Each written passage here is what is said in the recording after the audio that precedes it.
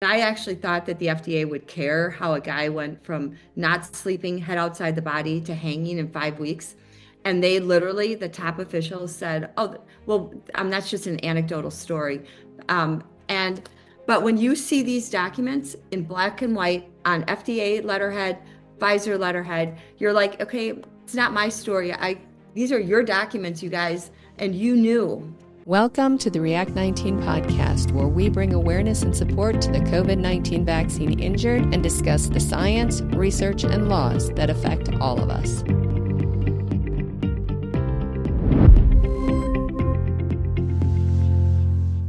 Hi, everyone. Thanks for joining us again today. I'm Ann Forty, the host of the React 19 podcast, and I am delighted to have as my guest today, Kim Witczak.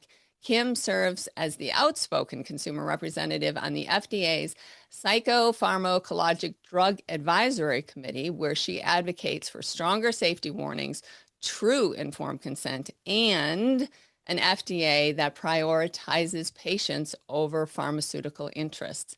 In addition to Kim's decades of experience in advertising and marketing communication and global drug safety advocate, she is also a deeply empathetic voice who understands the human spirit in crisis. Kim describes herself as the accidental advocate, as her work began after her previously healthy husband, Woody, died by suicide just weeks after being prescribed Zoloft for mild insomnia, which then propelled her into a lifelong mission for drug safety reform, including securing black box warnings for antidepressants. Kim, thanks so much for taking the time to be here today to share your story and all of your advocacy work. Oh, thanks for having me. I'm really honored to be here. Well, you have such an extensive background and you sit on many boards and seem to be in the midst of several projects. And I'm hoping we have a time to cover all of your work. But where I'd like to begin is to have you share your story about what happened with Woody and how you found yourself to be where you are today, and then connect all of that to what we are currently seeing with the COVID vaccine injured. So if you just want to Sure. start. Yeah, so as you said, I like to call myself the accidental advocate. And I call myself the accidental advocate because sometimes our greatest purposes aren't something that we would necessarily choose, but they choose us. And 22 years ago, my life looked very different than it does today. I was happily married to my husband of almost 10 years. We had just started talking about having a family, and we both were like traveling, successful careers, etc. And on August 6th, I got a call that literally changed my entire life. It was my dad called to tell me that my husband was found dead. Uh, and I was out of town. He was found dead hanging. And I was like, what? And so, like, literally in a second, my entire life fell apart. And it started like when you start looking back 5 weeks earlier, Woody had just went to his doctor. He wasn't sleeping because he had just started his dream job with a startup company. And he went to his doctor who he trusted for a long time because, they fixed him. I call him the Humpty Dumpty. They fixed him. He was an athlete, they fixed his, and he had stitches and he always, or like his knee, from basketball injuries. And so he always felt like doctors could, knew everything and he blindly trusted. So when he went in not sleeping, and he was a guy that needed 8 hours of sleep, he took what, they said, here's a sample. They gave him actually a 3-week sample pack of antidepressant Zoloft and said it would take the edge off and help him sleep. I happened to be out of the country those first 3 weeks. I was down in New Zealand on a big BMW production, which we both traveled all the time. So being out of town is nothing new for our married life. And so I come home. Woody's been on this drug for 3 weeks. I'll never forget something. He walked through our back door, completely drenched through his blue dress shirt, crying, fell into fetal position on the floor, and he's like, Kim, you got to help me. I don't know what's happened to me. My head's outside my body. And he's bawling. And he said, I don't know that I could ever handle one of these again. So meanwhile, I'm just sitting there going, oh, I've never seen this behavior, right? And so we calmed him down. We breathed, did yoga breathing, prayed, and eventually called his doctor. And the doctor said, you got to give the drug 4 to 6 weeks to kick in. So the next week of his life, every day he'd And come home and be like, he wasn't having those kind of symptoms before he was on the drug, right? So no, he had no history, this is nothing, directly related. completely out of blue. It was So completely out of the he blue. goes in for, hey, I just need something to help me sleep.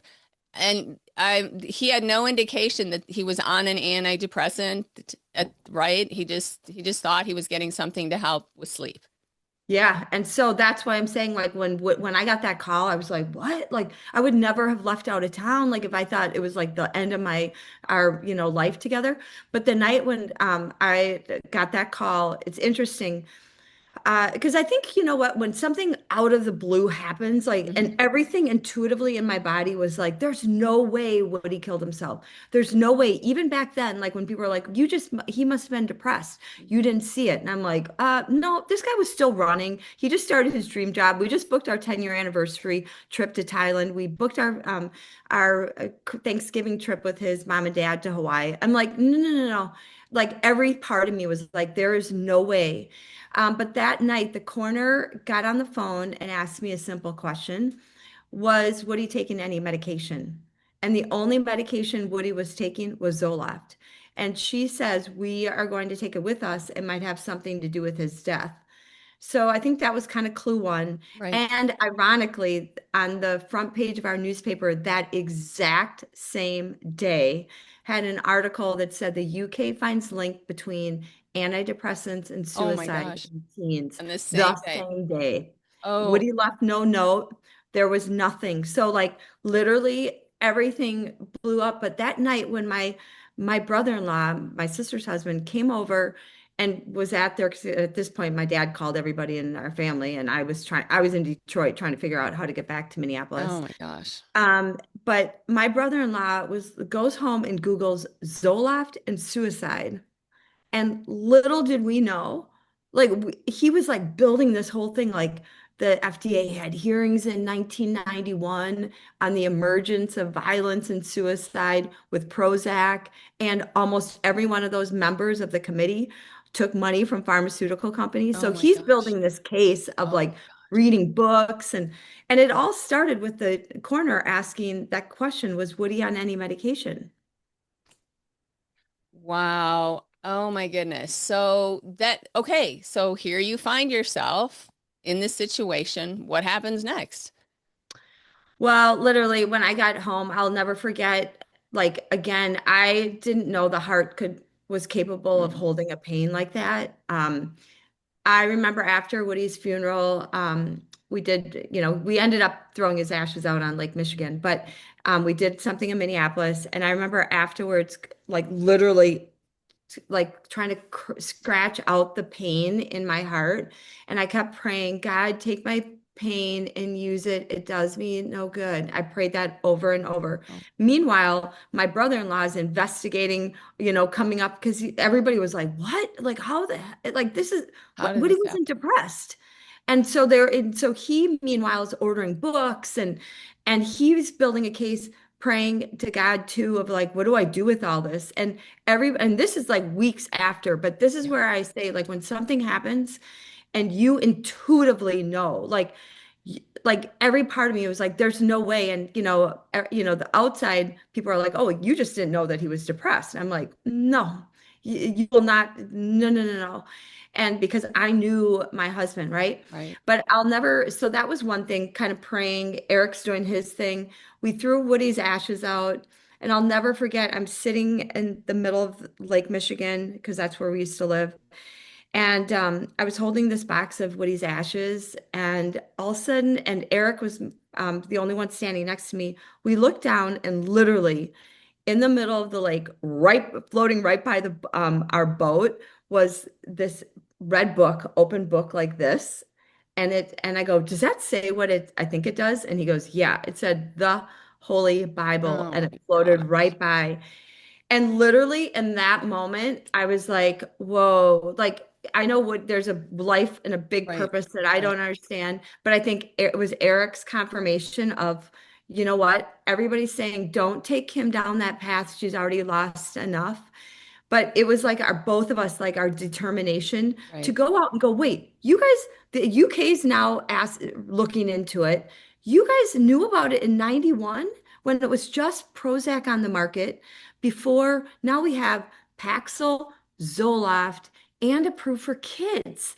So I had no idea any of this was going on in the background. But clearly, once we started going out to DC, and that really literally, we didn't have social media. Mhm. I only wonder what the world would be like, when you look at what the Right. world is Right. today. We had to get on a plane and we met other families. And I mean, like kids, moms that like lost their 12-year-old kid that they gave Zoloft because they trusted the doctor for test anxiety, and their kid went on and killed themselves. Oh my. It's so we met all these families and then realized that there were lawsuits. And so really it started this whole, as I call the battle for Woody, that included, doing lobbying out to DC, a lot of, media. I was relentless, my background's in advertising and marketing, so I Yeah. understood that game. And then I had a big lawsuit against Pfizer. So And that, how did that lawsuit go? So well, ultimately, you sued for what was it, wrongful death? Is that what it was? yep, we Okay. had a wrongful death failure to warn lawsuit. And what I didn't realize is there was a law firm out in California that had been handling I don't know if you remember the famous Phil Hartman. He was the Saturday Night Live comedian, and Oh his yeah. wife murdered him, and then she killed herself. Oh, That was all. She was just started Zoloft, and that the company settled it. And so there were all these things happening out there. So we met this law firm who had already been doing all the discovery and got these documents. So when we contacted them and told that in some ways that I say now, even though I look back and I miss, like, I didn't know what this head outside the body was. right, right. But when we told that story to the law firm, they had a document that they had discovered in discovery that was South Africans FDA officials Okay. writing to Pfizer's chief medical officer for Zoloft, saying that they had doctors reporting patients on 50 milligrams standing outside their bodies looking in, which is exactly what Woody said. And they said, oh, it happens on all SSRIs. We don't know why. And so, like, once we got into it, that became our thing, was to, have this lawsuit. So, and it was in federal court. What most people don't realize is, like I said, there was some games happening at the FDA. Pfizer, there was a guy who, and this is where I learned the idea of revolving door. His name was Dan Troy. He was an outside attorney. He came in without congressional approval and became the chief counsel for the FDA. And before he got that position, Pfizer paid him Oh, wow. $300,000, and he started intervening in all the private lawsuits with this FDA preemption brief, which basically said that even if the drug company wanted to warn, we're the FDA and we wouldn't allow them. And a lot of What? judges, yeah, it's insane. And it's still being used today. And people don't understand this brief and where it came from. And so the eventually we helped to expose that this guy got $300,000 because my law firm had been in a conference where they heard Dan Troy telling the in-house counsel and outside counsel for the drug companies, make it a Hollywood pitch, quote unquote, his words, and we'll decide which cases we'll intervene in. And Oh what my was gosh. happening is a lot of the federal courts and judges were throwing out these lawsuits because of this brief. And so in my lawsuit, we had a big hearing where Pfizer came to argue that brief. And the judge was like, nope, this is FDA's brief. You're not arguing it. Wow. And they can come. And then they tried it twice. And so once Okay. after all of that, they tried twice. Our judge said, nope, we see right through your games. And then ultimately, that helped to get all the cases resolved. And so that's kind of where it ended up, but not before one of the things that I love most is I got binders worth of these in-house black and white documents Oh, out from under wow. seal that my law firm worked really hard to get that showed literally it wasn't my story or all these families' story that the FDA literally called anecdotal because they didn't see him in the double-blinded placebo-controlled study. But I'm like, nope, you don't have to, if you don't believe us. And I actually thought that the FDA would care how a guy went from not sleeping, head outside the body to hanging in 5 weeks. And they literally, the top officials said, oh, well, that's just an anecdotal story. And but when you see these documents in black and white on FDA letterhead, Pfizer letterhead, you're like, okay, it's not my story. These are your documents, you guys, and you knew. So, Wow. anyways, I think that motivated me when you see the documents because you're like, wait, this is still happening and people, Woody's dead. Like this doesn't do me any good, but it can help another family. And so, anyways, I use those documents. I still use those documents. And eventually we help get the black box warnings on, but to this day, it still does not go to all ages, even though it documents, the FDA, Pfizer, they all know that all ages are at risk. So what age does it go to? It goes to age 24. The first black box warning came on in 2004 and we had it to 18. Then we tried in 2006, the FDA upped it to age 24. And, And you how know, Woody was older than 24, was he not? yeah, he was 37. What's And the here's reasoning? What's the Well, reasoning? they said the brain, but if you actually look at the documents, so this is the other thing I started learning how the whole system works, that you only need two double-blinded placebo-controlled studies, but you might have done 14, 19, it doesn't matter. And they all sit in the drug company files, right? Right. But in Europe, they were asked, the Irish Medicine Board asked Pfizer to look at all their studies for suicidality and here's the ages 1 to 30 days, 50 milligrams, and 31 to 40 years old. All three of them were Woody. And so we even brought those documents to the FDA. They stopped it and said the brain. And I was like, wait a minute, how does the brain know that today you're 24 and you're at risk, but tomorrow's your birthday and you're 25 and you're not at risk? Come on. Like it's just there's so much when you are an outsider and you're not in the system and you come in with your whole worldly experience and common sense, like I think the American public is a lot smarter than these regulators and companies think we are and doctors. I mean, where's common sense? Like, come on, how does that make Well, sense? I- you're right, except, gosh, I have like five questions in my head right now. Um, you're right, except for the fact that, and that we have kind of this carte blanche trust in doctors, in our FDA, in our C. Well, if the FDA approved it, I mean, look at Woody. Well, I trust my doctor, and certainly he wouldn't be giving me a drug that the FDA hadn't approved. There's been this, just blind trust in Yeah, our doctor wouldn't harm us. And I'm not saying doctors knowingly harm us, but the thing no, is but they're they just don't trusting. know. Yeah, they're Yeah, just trusting, they get the emails and all the stuff from the FDA, the CDC, and the NIH. They're just trusting in that. And what I saw, or what I've seen over the last 5 years, is doctors who were injured by the COVID vaccine had no idea. I think of Denise Hertz, who she was calling the FDA. Well, she was part of it, a part of their studies, and she's like, I had no idea this is how the FDA worked. Like yeah. they don't care. They You like know what? That's what I realized a long time ago is the whole system is built on blind trust. right, and that's the Blind issue. trust. That is the issue. The doctor, we blindly trust our doctors, and the doctors blindly Yeah. trust that the FDA has done their job.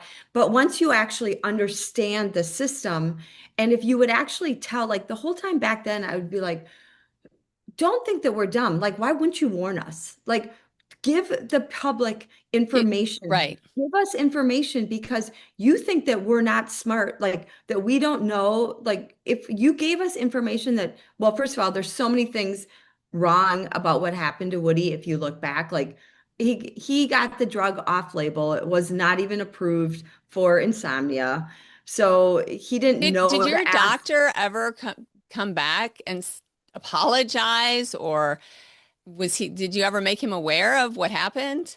Yeah, we did not sue him because there was something within these documents that Pfizer intentionally, so they would have blamed the doctor if we would have put the doctor on it, right? Okay. But what there was a document that talks about this side effect called akathisia, and that's that head outside the body. It's that constant Yeah, itching, yeah. kind of moving. And Pfizer, again, the chief medical officer, Roger Lane, wrote an article that's public that said if a person gets akathisia, quote unquote, death can be a welcome result. It's not the disease, it's the drug, right? But what wasn't public was the memo to the sales staff, to the field offices, saying from Roger Lane, saying the attached journal article is not suitable, his words, not suitable for general practitioners, but may be of interest to neurobiologically inclined psychiatrists. Wait, But don't tell the doctors about this. So they had, yeah, so if your doctor had known that, and he Woody might, calls and right? says, "Hey, I feel this way," he wouldn't be saying, "Oh, just stay on it for 3 more weeks," or Yeah, exactly. Yeah, so that's where I started learning about it. And I was like, wait a minute, this makes sense from a business standpoint. 60 to 70% of these drugs or even more are written by GPs. So like if you told them yeah, that, if a person gets akathisia, to this day, very few people know unless they're in the harmed community because right. they've lived it, right? But doctors still don't even know what akathisia is. Wow.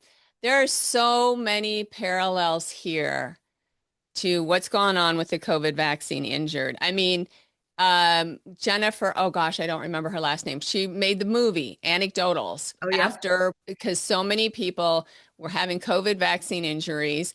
And of course, I mean, number one, we had the censorship where, you know, everybody was censored from saying anything. We now know the Biden administration worked with social media companies to just block everybody out. And so people couldn't even get their stories out because they were just shut down. But all they were told is, oh, this couldn't happen. Oh, you're just exactly what you said. You're just an anecdote. And so you have hundreds of thousands of anecdotes and Peter Marks failing to say, oh, we don't have a signal here.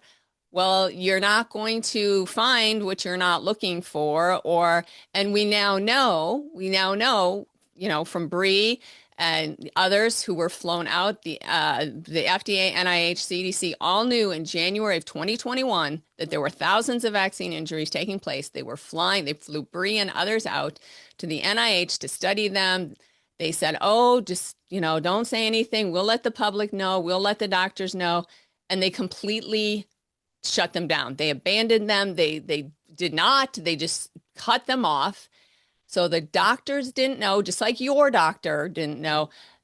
So people are coming in with all of these, whatever it is, the neurological issues, the headaches, the aneurysms, the blood clots, all the blood issues. And I mean, it's exactly what you went through, and we are in the midst of this right now in trying to get a black box warning on COVID Yeah. vaccines. And so what I'd like to do is, okay, so go back and say, how did you get on this advisory board? And, what do you do there? And what have you seen that you think the public really needs to know what happens here? Yeah, well, I think it's funny, there's so many parallels. When Yeah. 2020 came, I literally could see right through it, like Oh, I bet. on every I level bet. from day one. And I could see the fear. But what I learned a long time ago is the FDA, the same people, first of all, the same people that approve the drugs and products are the same people that monitor safety. Yeah. So I used to think, I blindly thought or naively thought that like FAA, right? The people who analyze the planes before they fly are not the same people if there's a plane crash Right, and right. There TSP. needs to So be separate. separation. And Yeah, so we tried to work on that as something because I realized, wait, if there's no, and I've also heard from day one from 20 some years ago that the VAERS system, the MedWatch system, it's inadequate. But I'm like, wait a minute, you guys, like, if it was really a priority, you would fix it. But it's not exactly. a priority. It's And not a priority. I It's not a remember priority.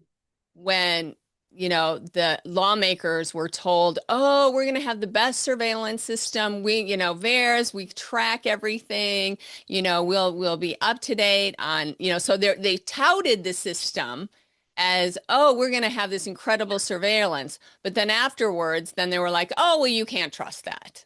You Yeah, know, it's totally. I mean, total double speak, we already total had that double speak. whole thing happen with the antidepressants, right? Right, And I was like, wait, so I saw that already. That I think that's one thing that I don't think people really realize. They think, oh, and by law, you're supposed to report to MedWatch and Bears. right, But if there's nobody inside and it's not a priority and you don't want to look for it, you can always, like, again, I saw it with the vax injured. I saw it with the suicides is, oh, blame the patient, it was them, right? Oh, they were depressed, oh, you oh, must have had a it wasn't pre-existing that. condition. Yeah, Oh, it must, yeah, it it's couldn't possibly be. always Yeah, you, it's never the product. right, But I think the big thing, even the difference is, and I always still do wonder this, is we didn't have social media, remember? So we had to literally get on a plane.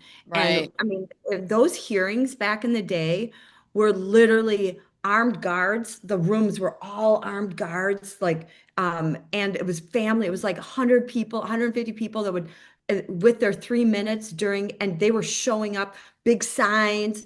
Half the crowd was like, these drugs saved my life. And the other ones are like, these drugs killed my life or my, wow. loved one. And so it was a very different kind of environment. And I Mm, thought, then when I looked at what happened with COVID, I was like, wait, they were censored. So you couldn't even connect those dots. Everybody was locked down. And I, from day one, always said, huh, like because I actually did, because I'd learned from back then that I get involved in those FDA advisory committee meetings that you can sign up and because that's how we had to tell our stories back in the right, day. So when 2020, it was the Pfizer, I think it was the Pfizer, the first FDA advisory committee. By now we're all locked up, right? We can't right, show up. And then we're all on like screens. And at that time, half the screens were like there was no camera on, and so you couldn't see the victims. And I right. thought, what I also feel like they learned because the antidepressants was a very controversial kind of FDA, during those days Hmm. that they got a lot of pressure. I mean, the media, No, I for sure. mean, like I said, armed guards. And I thought, wouldn't it be interesting? I mean, I think it's interesting now, none of the vax injured, even if they weren't allowed to testify because there weren't enough spots or they weren't selected, which, I'm kind of, I feel like it was manipulated who Mm, got selected to testify. But I thought, wouldn't it be interesting is if, and obviously with injuries, it's very different. But imagine that same environment that we had for antidepressants was there for the vax injured that could have come with, I think about,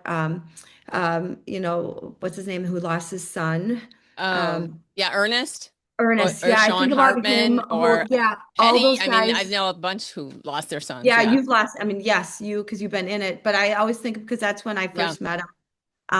But I'm imagining him holding his sign, people who come in yeah, with like on their canes, like people who are injured to go, this is not, but when you're right, on a camera and you also like, I think I remember learning from Bree that a lot of the injuries are internal. And so you don't, or that are neurological. So you right. may Where not you're even feeling see it. electrocuted 24/7, but people go, Right. "Oh, you look fine." You look fine. Yeah. And I thought, how different it would have been if we were not in a pandemic Hmm. where we couldn't show up because that's what we had to do. And there was so much. energy and power in the room when you collectively get together and can, show up. And so I feel like that was a huge opportunity. Well, I think it was an intentional opportunity that was missed, Right. that was kind of controlled and manipulated so that nobody could really come and see. But I remember, so when I first, which I have like the when I first, it was Senator Johnson's November 2nd, 2021 hearing, and I was part of that hearing. And same with like Peter Doshi and some of the antidepressants. And I actually said how I saw parallels between Right. antidepressant and FDA. And then that was the first time that I met a lot of the vax injured that came and told their stories. And I was like, when I went back to my hotel room, I was gutted. I Right. was gutted at like because I've been around this for so long and I still get emotional about it. I'm like, how dare you like gaslight these people? And how dare you not be interested And I remember like shame, like this was in the Senate and you had nobody show up. I know. Like none of the responsible senators. I'm sorry. I don't Nobody care from if the you drug companies, no nobody from the curious. NIH, the FDA, Yeah, nobody from the nobody. media. Like, I'm like, come on, you guys, this is not a political, and I said it from day one, way back when. This is not because I've been involved with because I never liked politics, but when we would go out to DC, it was the Dems and the Republicans. And I remember, and it was almost like the tables had turned Right. because the Dems always were helping us and the Republicans didn't. And I remember saying to the Republicans, this isn't a red or blue issue. This is a purple for people. Yeah. And then fast forward, I'm like, wait, now the tables are turned, but it's still a purple for people. It's not a political issue. And Yeah. until you've lived that harm or have experienced it. And so to answer, I know that's a long way to get to how I ended up on the FDA, but I think some of our success back then is we had a representative in DC, Bart Stupak, who is from Michigan. He had his son was given Accutane Mm, and ended up taking his life. And so he helped to get the black box warnings on those. And so for him, when we met him, he knew how personal this was because he lived it. He saw what happened, the frustration, how the FDA really worked, how the harms are like the harms, are just right. like and the reality is, fast forward, I sit on this committee. I just actually finished my 33rd And explain term. exactly what you do. Yeah, so um, I was the consumer rep on the FDA's Psychopharmacologic Drugs Advisory Committee, and it's very much like the a vaccine committee, that they would have of outside experts that were sitting around the Okay. table. And I got invited after I testified at the US Senate Help Committee and the FDA commission. It was like a panel with FDA commissioner and then two former FDA commissioners. And at that meeting afterwards, Von Eschenbach, who was the commissioner at that time, said, "Hey, we should get you involved." And Mm, so I ended up on this committee, truthfully. And then I think COVID allowed me to stay on it longer because they right. didn't put people in that role.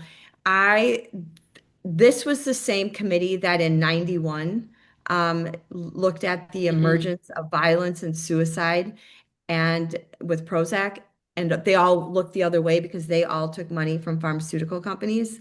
I got to be the voice that Woody never had on Mm. 91.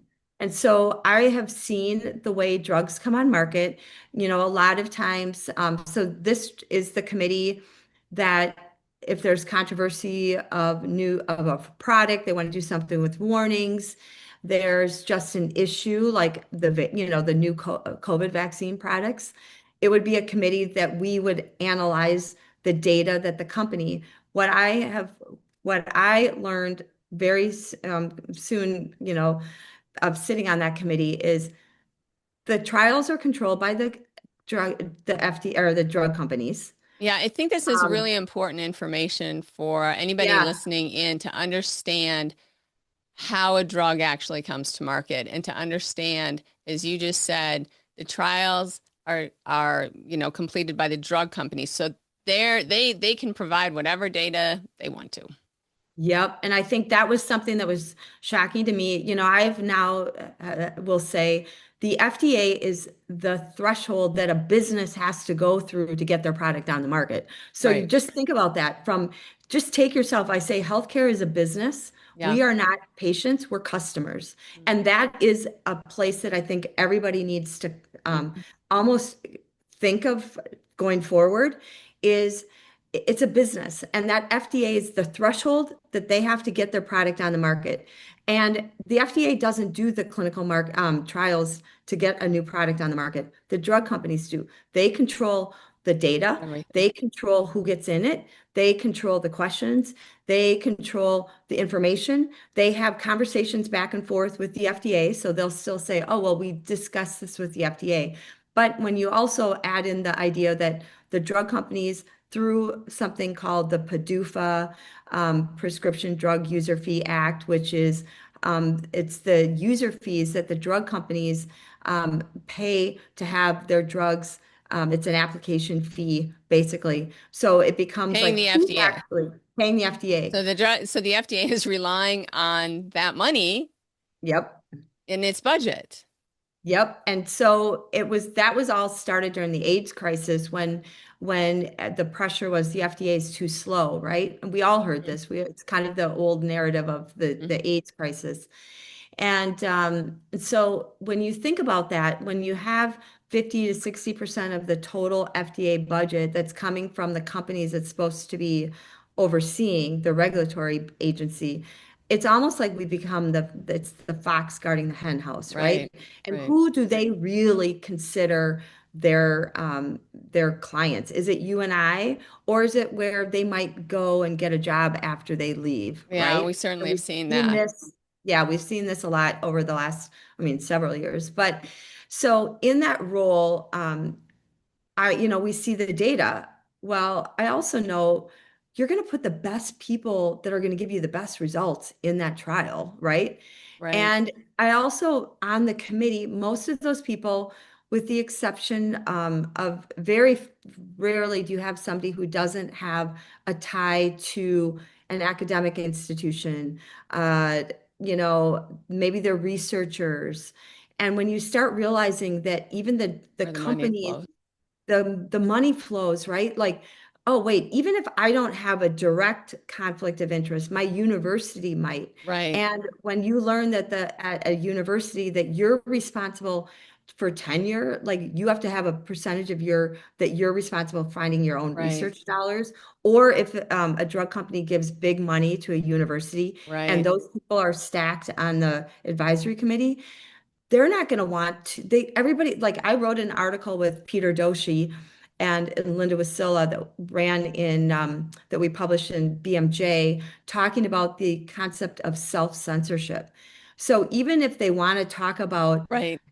safety, they don't. And then it's interesting because people are always thinking about like, how's this going to impact my career or whatever. Exactly. And so somebody like me, I often was the only no vote because I don't, my life and my living isn't made Yeah, you're on not these. connected in any I'm way. not, no, I just want to Yeah. make sure that people have the information. And the other big thing that I realized in this committee, safety is always downplayed, always. And it's like, it'll assume it'll be caught in the real world. And so, Well, you know, we heard that oh, I don't remember who it was from the FDA that said, we're not going to really know if these are safe, the COVID vaccines are safe until we get out there. And yeah, then, of course, Eric, I think when his all the name. injuries came in, they were all dismissed. I mean, talking about the trials, you look at Bree, who was in a trial, and they just like she had such a bad reaction, they just didn't even include her data. So for all the people who had a bad reaction that they didn't even include in the data, people just don't know that. Or I think Mm-mm. of the lead investigator who approved the principal investigator who said, "Oh yeah, these are fine for 12, the COVID vaccines are 12," and that she knew all about Maddie DeGarry. She was on that case. She saw Maddie literally be put in a wheelchair and become paralyzed and all of this. Oh yeah, no, that was just a stomach ache. I It's literally, and that's where I think the combination of sitting on the FDA, then seeing all those documents from the lawsuit, and you see like the behind the scenes, and that's why the other thing that actually, oh, and the other thing, one more thing I was going to say on the advisory committee, I always tell people, so first of all, I didn't realize that doctors don't learn how this system works, right? That's not Yeah, part of that their was so medical school. obvious after Yeah, COVID and talking with doctors. They didn't even know about VAERS. Nurses no, didn't know. And no. then at the people at the CDC, nobody even followed up, even though they had, I think of Joel Walskog, who, is the co-founder of React 19. I mean, here he is, an orthopedic surgeon, thinking surely the FDA or Moderna would want to know that I had got transverse myelitis right after my vaccine. Nope. They didn't even consider it. I mean, his career is over and he was denied disability because, oh, it wasn't serious because you weren't hospitalized or you didn't die. I mean, it's crazy. It is crazy. And that's when, and the thing is, a lot of this stuff happens. And even like I think about the FDA advisor, like when we go around and we get to vote, actually people, like I always tell doctors, listen to it. Listen to the explanation. A lot of times they'll say, well, we need this product on the market. We can't leave it away from we got to give access to the patients, whatever. But then they'll say, well, I don't know that we know enough about the safety. Kind of like what I think it was Eric Rubin who said, we'll only know how safe it is when we Right. put it You're in right. You're arms. I'm right. like, Yeah. that is unacceptable as a drug. No, that is not what I'm going to play with. And anybody who's been in the patient safety space knows that you wait until a product's on the market 5 to 7 years before, because that's when it gets into the real world Yes. and the Yes. advertising takes the place. And that's where, like, even if it wasn't seen in the clinical trials and everything was, done kosher and all that, but once you put it in millions of people, like, now that's where, because we are all different, our bodies are different. And, I've come to realize through this whole process that anytime I hear safe and effective, I'm like, that's just marketing. It's just That a is 100%. marketing, percent marketing.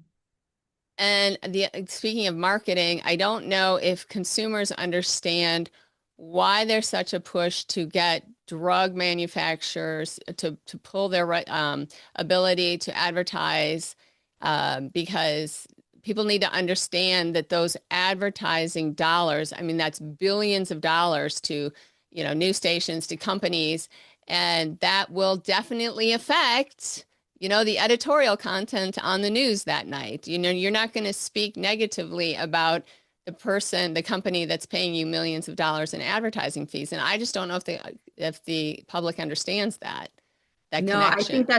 I think that's a really important part. And so I look back way from the beginning, and it was something that Woody used to always tell me, Kim, if you want to get to the bottom of anything, you need to follow the money. Oh, And so in some ways, that is what we did from the beginning. It started like, oh, wait, all these patient groups that are like out there advocating on behalf of the patients. No, if you actually go, and I call them AstroTurf, because they look like patients and I think they do good work, but you got to look and see who's funding them. And when you have like the American Society, the Heart Society, and you have the National Alliance for Mentally Ill, go look at who's funding them.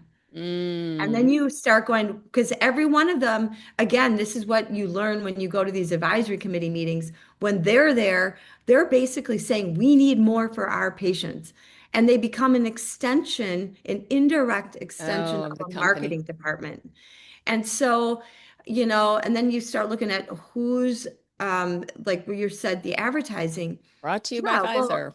right. And you start, and if you actually are, like, I think COVID did a lot of things for people's brain. Like, I think there was such a fear of dying that people wanted to Yeah. turn the other way and like just get me back to life. And so I think a lot of people walked away from critical, or they've always just believed that vaccines are just safe. Like Yeah. they've saved, Yeah. we've Well, been, this is where we, I think, go back and, one of the greatest gifts I will say of what came out of Woody is when something like that happens and your whole life blows up, you get to now sit and ask those questions. How come I believe this? Where did this belief come Exactly. from? Who told me this?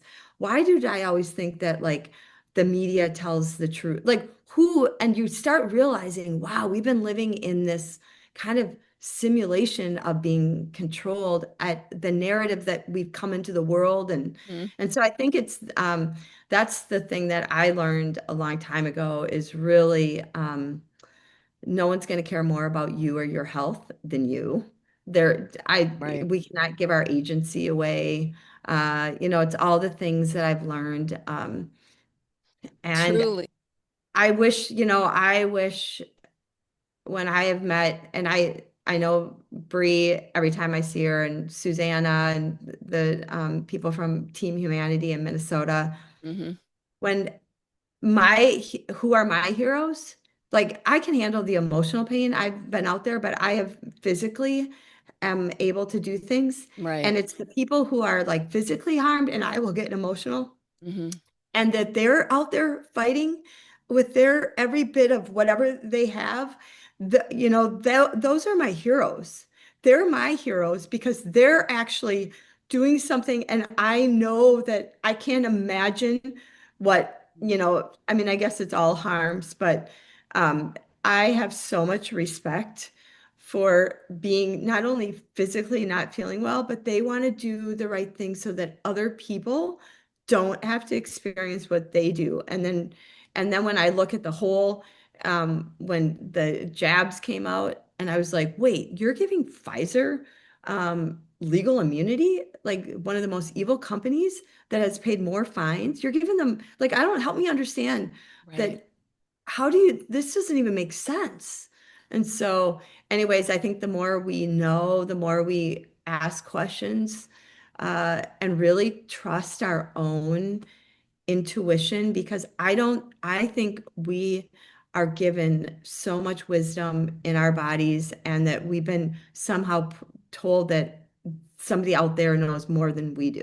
Right. I don't know, at some point we've all been led to believe that the gods of truth live at the FDA, the CDC, and the NIH, and we have to break that paradigm. We have to have a paradigm shift here that says, wait, I need to understand. We need to educate the public of what is really going on in these agencies, be aware of these competing interests. And I think if the public just needs to be properly informed. So say you are dying. And so if you are, maybe there is a drug that you want to try, it hasn't been tested, but you know all the risks. Yeah. Hey, this hasn't been safety. This is what we're seeing. We can't guarantee. If you want to take that risk, okay.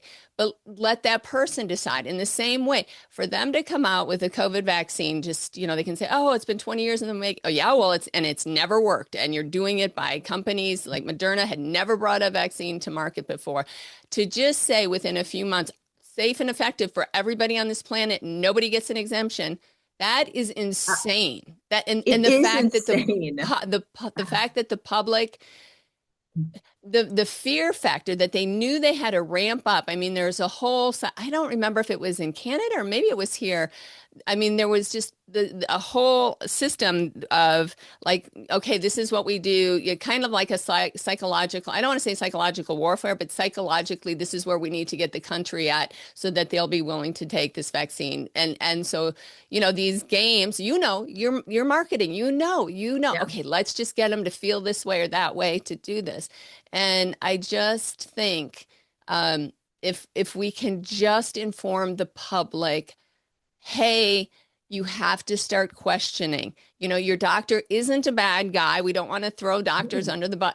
They may be, they're just maybe not informed, and they're probably. I'm sure there are good people at the FDA and the CDC and the NIA, but not everybody knows the competing interests and what's going on behind the scenes. And I think whatever each one of us as individuals. In fact, you have a quote, and it is, I had it here. Within us all is the power to create change. I don't know if that's on your website or Yeah. on your social media. And I think that That is so true and such a poignant message that no matter where we are, because I was going to have you speak to the vaccine injured. You've seen it. And anybody who's talked with you, I met you at the conference that we were at, you do have this, you understand that human spirit of crisis. I mean, you've worked in it, you've seen it. I'd like to touch on your art a little bit. I want to make a comment on that. But the vaccine injured, they've lost their livelihood. They can't work. Some of them, they've lost in trying to get well. They've had to sell their homes. They've had to use up their entire life savings. They have nothing and they feel like the system is rigged against them. And honestly, it is. You just talked a few minutes ago. I feel the same way. They inspire me so much. I'm in a text group with Heather Hudson, Cody's mom. Oh, I love I Heather. the hell that she has been through. And here she is rallying us in the group. Oh, I know. I'm like, where? In fact, I just texted her this morning. Like, where did you're inspiring to me. So what given what so they're inspiring us. What hope or what words would you say to them to just hang on and keep going? Yeah, well, first of all, I love Heather. I think I always say mama bears Yeah, and she's a mama bear. don't like mama bears, you know, they there's something that's like a deep love of like fighting, and even if their kid's gone or their spouse, like it becomes like I got to do it so other people don't end up in there. And then I would also say like your voice and your experience matters. And I Mm, know that I used to be this person before Woody died that I never got involved. I didn't think my voice mattered. I didn't think I mean, he wanted me to help take on something in Minneapolis City Council. And I'm like, what, you're never going to win. And he said, I'd rather try like hell and lose than do nothing at mm, all. And I think that spirit kind of came through like, why not me? And then also this idea of, for me, I've kind of shifted the the what happened and going walking through the fire and trying to find gratitude and finding something to be grateful for in every heartache moment. Because I think that is what keeps the human spirit going too, as finding like for me, it's my faith. Um, and a shift, like just finding something. And I will never forget this couple that was right shortly after Woody died. And I was at church and there was somebody giving their faith story, and their baby was born and they immediately took the baby because it had like heart defects or something and had to go be airlifted to surgery. And I remember this husband and wife said that they just were like grateful that they were in a space where there was a helicopter and there was like doctors at a hospital that was, and they were saying they were finding every little thing like of right, something to give gratitude or be and I thought, wow, really? And then I thought, you know what, that's actually what I did. Like I got to love. And so I think finding gratitude, finding also there's something in the healing process, no matter, and I don't know what it's like walking through some of the paths that losing my home or right, losing livelihood. I don't know what that's like. Um, but I think there is something about, you know, when you get it and even go volunteer and get it out of your focusing on right, yourself, like if it's going out and you can like write letters and you or you feel like you're helping somebody or you're sending a card or whatever it is, it right, takes that moment away from that focus of why me, and it goes, there's somebody out there. And I think in that place when we help somebody else, we're actually helping ourselves and right. heal. So I think that, and then of course I love art and I believe that we're all creative Yeah, beings. at the conference we were at, Walter Kern talked about, you know, the people who win are the ones that, write the best stories, who create the best stories. And I saw recently, I think you did a post on Facebook, so I don't know exactly what I'm asking you, but so you worked with urban kids in art. Can you just kind of explain what you do there and how the art, because I think art reflects culture and it changes Mhm. us. So if you could just speak on that a bit. Sure. Well, I've always, for me personally, like I love art. And I believe that we come into this world to be creators, like Mm, creatives. It doesn't mean an artist. It can be just self-expressing and being seen and being like whatever we're here to do on this earth. And life happens, and then we shut that part of us down, and then we think like life happens to us, not for us. And so I think mm, there's some of that. mm, And I think that really helps. But I remember before I did any of the work with Woody, I had started an organization, helped bring an organization to Minnesota called Free Arts. And it was working with abused, neglected, at-risk kids. mm, And it was using art, whatever, or it could be music, it could be writing, and the power of mentors or volunteers that didn't get paid to hang out with them. right. That they were always like shocked that you don't get paid to hang out with them. But I remember I would watch, and the idea of labels, like I've always said, I do not like labels because if Mm, you label something, people live into those labels. And so, like, and what do they say? You need seven good things said to you to offset one bad thing. mm, And so I so think, we need to really think about like words that we use and hmm how words can create or words can destruct. And so I think about free arts with these kids, and it's funny how my world, because I saw them come to life because these kids were like kids that saw things that they should never have seen. A dad murder mom. They've been removed from the home, living in a group home, and they're angry. Like they're living 8 to 12-year-olds living in a dorm. That's not normal. But I would see them just become like when they could just sit with, color with somebody or, take a photograph and take their phone and go make, images. But I remember one time, which is ironic that I ended up in the space I did. The kids had a great night. So their staff were like, "Do you want to show the volunteers where you live?" And they're all like, "Yay." So we go up to into their locked hall, and every one of those kids picked up a cup of meds. And I remember like, and this was 1997. I'm like, oh, are they all like sick? Do they have strep throat? And that's what I thought. And she goes, oh no, this is their behavior medicine. And I'm like, what? Behavior medicine? Funny that that kind of it, planted seed that wow, I would the be full doing this circle. work all Yeah. those years later. But it was really about the power of art. I just think it's healing. I love what Walter said. What Mm. if all of this and what if everything's a story? And what if we have to shift the story we tell ourselves too, which I think is really where it kind of starts too, that, what am I learning in this? And it's as you process emotions and all of that, I think there's just something powerful in what we tell ourselves too.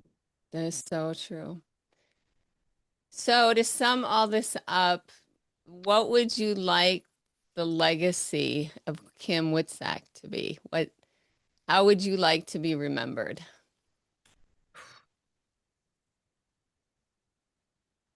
S- Um, the power of a, a person that can make change, that if you don't see, if there's something out there that doesn't work Mm, or you don't agree with, that your voice matters mm. and that you have the ability to drive change, make change, uh, and not sit back and be the victim. You can be the hero in this story by just realizing who you are and who you came into this world to be. Well, I would say your life has perfectly reflected that. So you have certainly lived the legacy that you want to leave. And I just thank you. I thank you for every day that you woke up and you kept not only fighting, for Woody, but for so many. And how many you don't you have no idea how many lives you and Woody have saved. And not, and that's just inspiration right there. So where can people find you, connect with you? Where's the best places to connect with you? Sure. Well, I do a lot of my advocacy on X. Okay. So at Woody Matters. At Woody I, Matters. I'll put that in the yep. show notes. I also I have a Substack, Acceptable Collateral Damage, Okay. I'll put that in there. and then Instagram and Facebook at Okay. Kim Witczak. And then Okay. of course KimWitczak.com. You can always write me and Yeah, um, there is so anything much you need. information on your website. I would really encourage people to check it out. There's just so much there. And again, your heart, I mean, just meeting you personally, I mean, Kim's just one of those people, folks, that you can tell right away. She's kind of lived through she's been through the fire, that crucible of that refining fire, and it's so easy to connect with. You really do understand the soul in crisis. And so I thank you for your work. And yeah, well, we'll look forward to meeting again. Thanks for having me. I really appreciate it. All righty.